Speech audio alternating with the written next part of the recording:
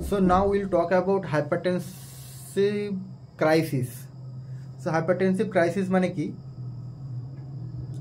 Hypertensive ক্রাইসিসের দুটো ভাগে ভাগ করা যায়। একটা হচ্ছে যে হাইপারটেনসিভ আর্জেন্সি, আর একটা হচ্ছে যে হাইপারটেনসিভ ইমার্জেন্সি। সো কী হয়, ওই হাইপারটেনসিভ আর্জেন্সির ক্ষেত্রে যখন ব্লাড প্রেশার 180/120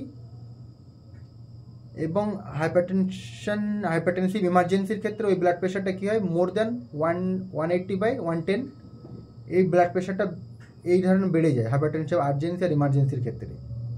এবার আমরা কীভাবে ডিফারেন্সিয়েট করবো যে কোনটা হাইপারটেনসিভ ইমার্জেন্সি অ্যান্ড কোনটা হাইপারটেনসিভ আর্জেন্সি, বিকজ দুটোর হাইপারটেনশন ইমার্জেন্সি আর আর্জেন্সি দুটোর ক্ষেত্রে blood pressure more than 180/110। So আমরা কীভাবে ডিফারেন্সিয়েট করবো, এটা একটা খুবই গুরুত্বপূর্ণ প্রশ্ন।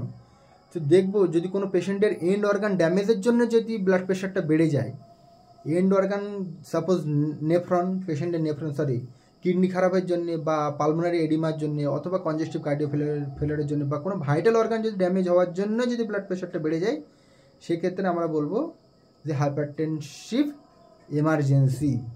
এবারে আমরা দেখলাম যে পেশেন্টের এন্ড অর্গান সব কিছু ঠিক আছে, কিন্তু ব্লাড প্রেশারটা হঠাৎ করে এলিভেটেড হয়ে গেছে 180/110, সেক্ষেত্রে আমরা বলবো হাইপারটেনসিভ আর্জেন্সি।